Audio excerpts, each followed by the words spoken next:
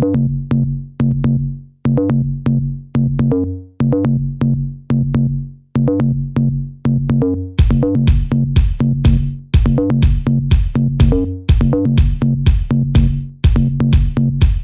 get us kicked off today, just a very brief movie, and see if you recognize where this clip is from. All right, Doc, what's going on, huh? Where are we? When are we? We're descending toward Hill Valley, California at 4:29 p.m. on Wednesday, October 21st, 2015. 2015? You mean we're in the future? Any guesses? Back to the Future 2. 26 years ago, this movie came out. And the movie was packed with predictions of things that we might be experiencing today. So let's review a few of those. Firstly, it predicted that we would move around on hoverboards. Now, I don't have to ask, none of you arrived on a hoverboard today. If you did, come and find me later, I would love to try it. But what is phenomenal is this product does exist. Kickstarter-funded Hendo hoverboards last year actually launched. They're out there. We're all behind. Second prediction was that we would be walking around in these self-tying shoes. Again, I doubt any of us is wearing them. It's not quite mass market yet, but Nike brought out a pair of self-tying trainers last year. Probably more PR gag than anything else, but they do exist. And of course, there were these video phone glasses in the movie as well. 26 years ago, fast forward to where we are today, and the doc himself was wearing a pair only in 2013. That is a mere 26 years of change. And really, when we look back, we really haven't seen anything yet. We're still very much at this early dawn of technological revolution and change. What percentage of the world's population is online right now? Any guesses? 40%? Yeah, pretty much 40%. We still have, there's merely 2.8 billion people online right now. There is still a vast amount of people globally to come online.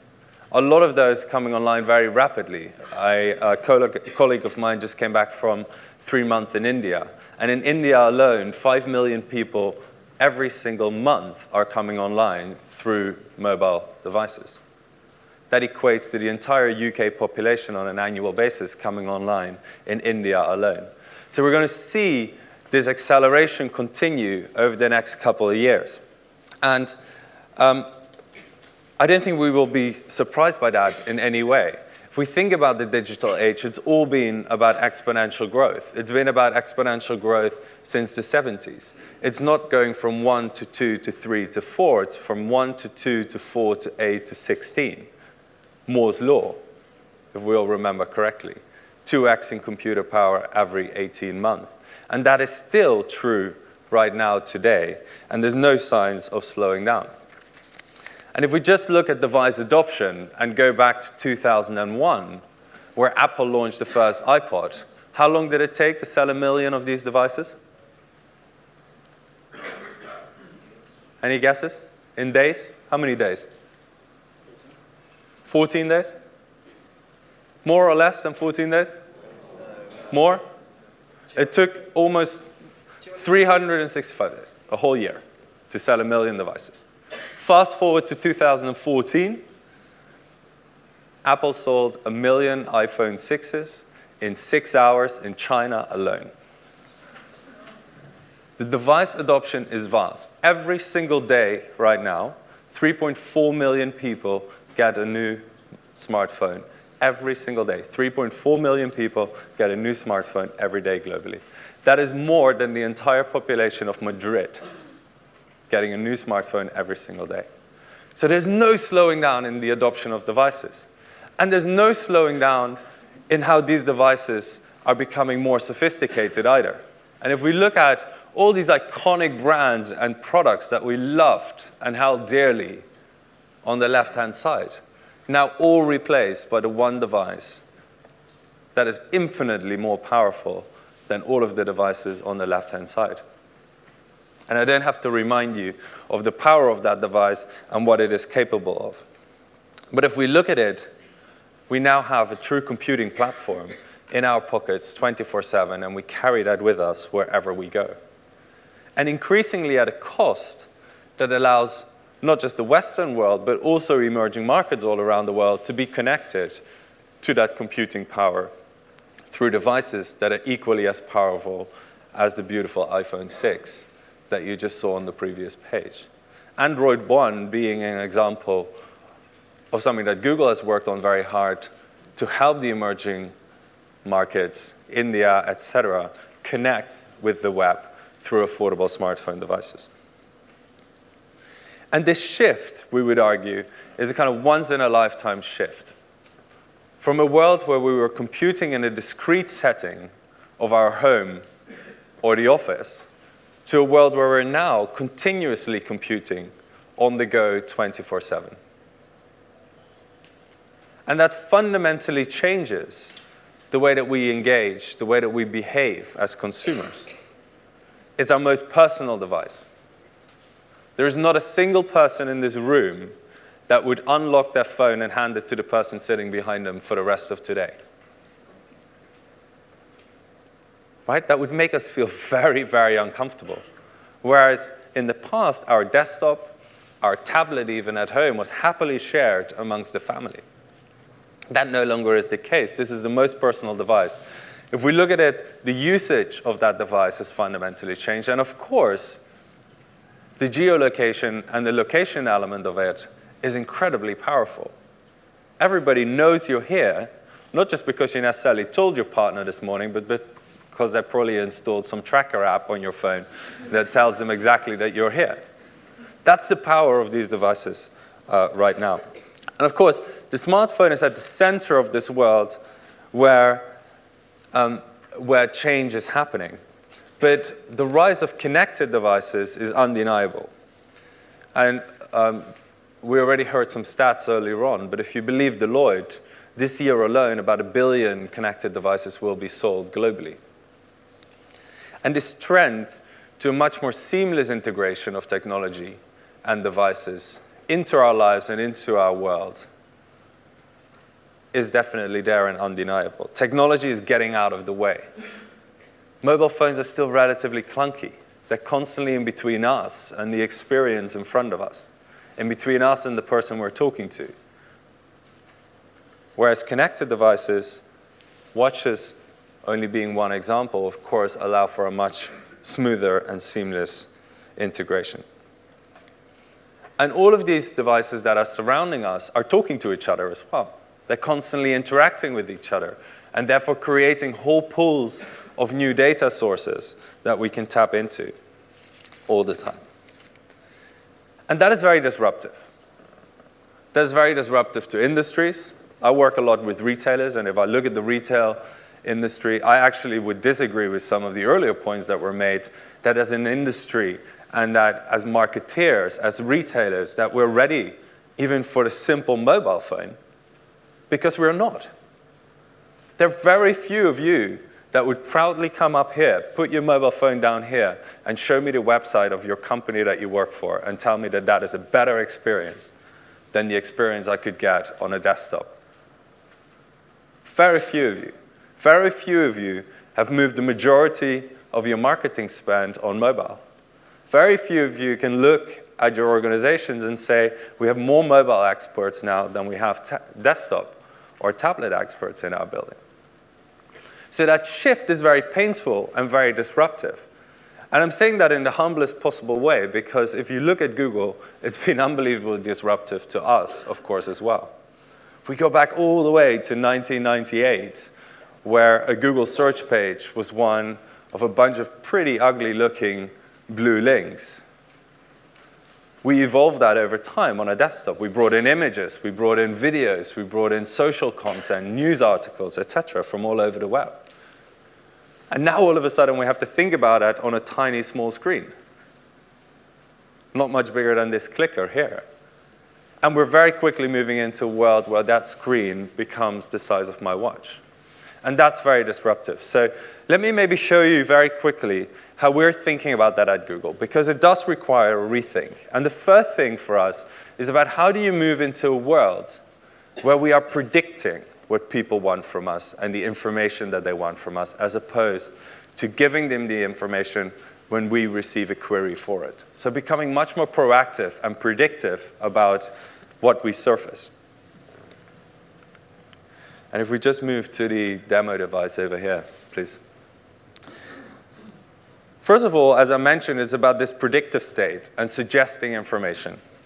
And as I am on my watch, you can see that right now, we have a product called Google Now, which actively starts pushing information to me. This is information from my calendar, reminding me that in 4 minutes I have a reminder in my calendar. My emails are coming through on my phone. And actually, I'm just getting a phone call from Matt, which is pretty inconvenient right now. But I can just swipe that away with the push of my finger. Without having to take the phone out of my pocket here, I can just seamlessly get rid of that phone call without interrupting what I'm actually doing. Well, almost. And that information is being surfaced through the cards, as I mentioned to you before. Maps, the weather comes up, etc., nearby transport links, seamlessly on my watch without having to engage with my mobile device and taking that out of my pocket and having that stand in between me and what am I experiencing in life. But it's also about understanding demand in a very different way. Many of you might be skeptical of voice search, but over 41% of the US population right now is using voice search. 41%. It's really become mainstream and it's working. And of course, as we're moving to connected devices, voice search becomes increasingly important. So let me show you how that would work. You might have seen this on a phone, but on a watch, I'll demo it for you right now. What's the weather like in Paris? So instantly on my watch, I get that information sent to me. And I can continue this into more advanced stuff, like, OK, Google. OK, Google. How do I say, where's the nearest cafe in French?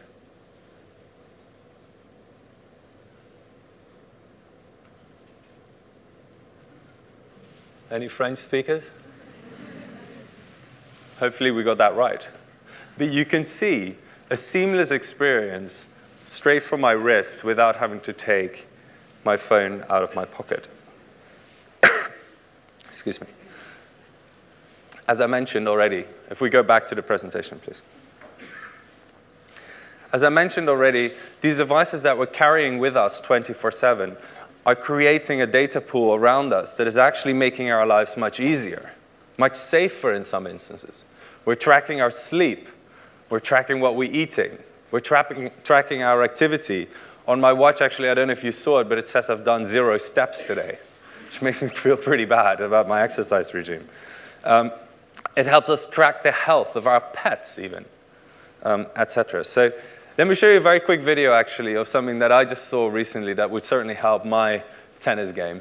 There are those with a shot so fierce they turn the pages of history, and those with a spin so fast it makes the world stop.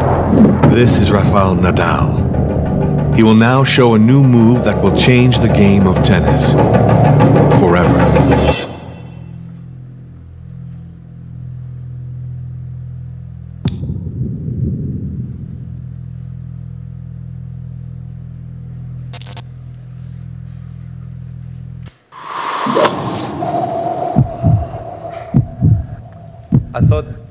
I thought this was a pretty amazing example to just think about what is possible and how connected the world around us might become sooner rather than later. This mobile tipping point that we've spoken about for years now is genuinely here. Over 10 of our most mature markets in the world, we now see searches on mobile phones, smartphones, overtaking desktop and tablet. This is no longer projecting into the future, it's here. And did you know that globally, we actually check our phone over 100 billion times a day? 100 billion times we check our phone collectively globally. That's quite scary. Think about what happens when we all wear a watch, where we start multiplying that type of behavior and the data that comes on the back of it. So the consumer is fundamentally changing, and the consumer is changing into a space where it's much more about the when, the where, the what I want. Highly demanding, highly informed, highly savvy. Looking at the what I want as well. Through the personalization of these devices and the personal data that we now have, it is no longer acceptable as marketeers or brands to talk to everybody with the same voice and the same message. For you to receive the same email as the person next to you today, that's almost criminal. And I think we no longer should accept that, and consumers no longer accept that either. So that change is there, and the personalization element, I think, will increase.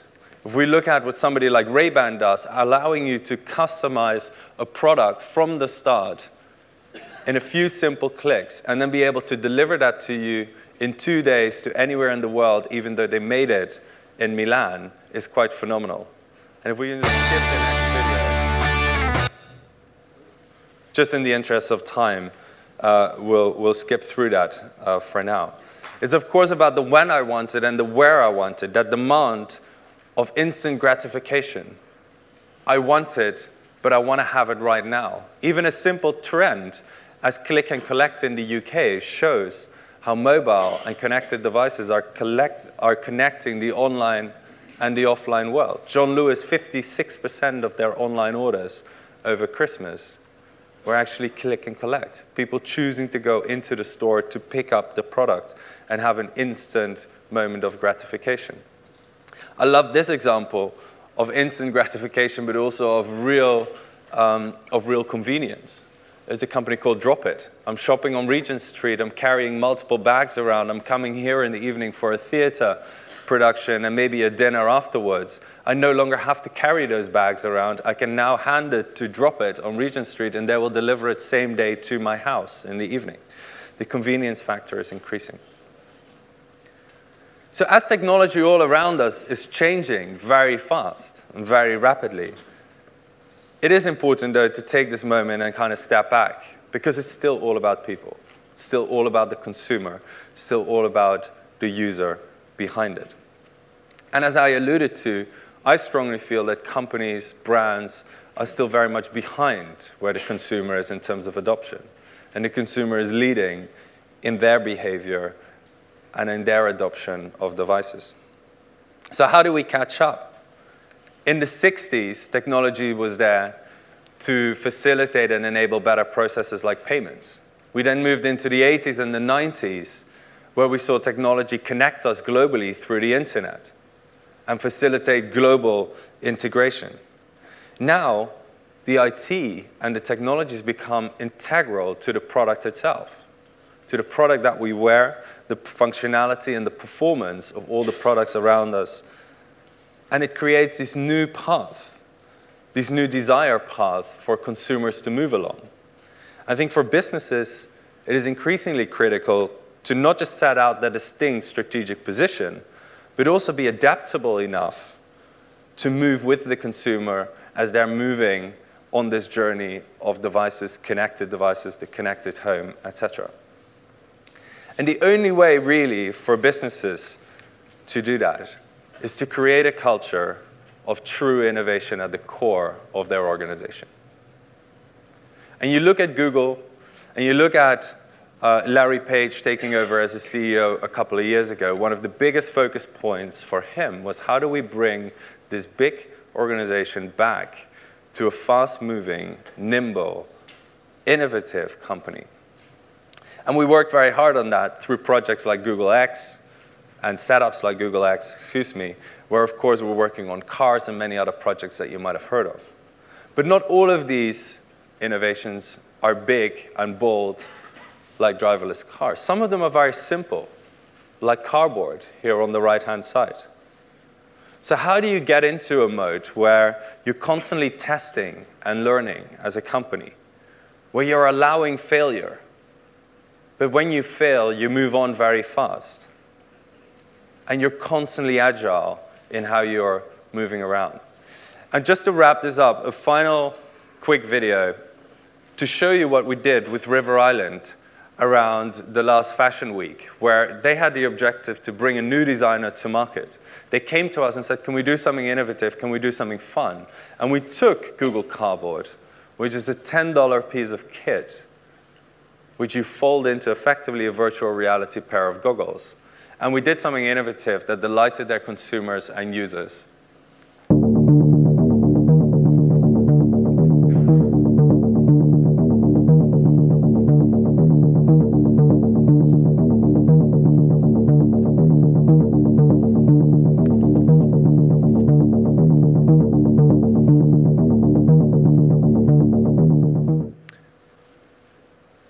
So change can be scary, no doubt, and highly disruptive. And in a world where now everything around us is connected, that change will only accelerate.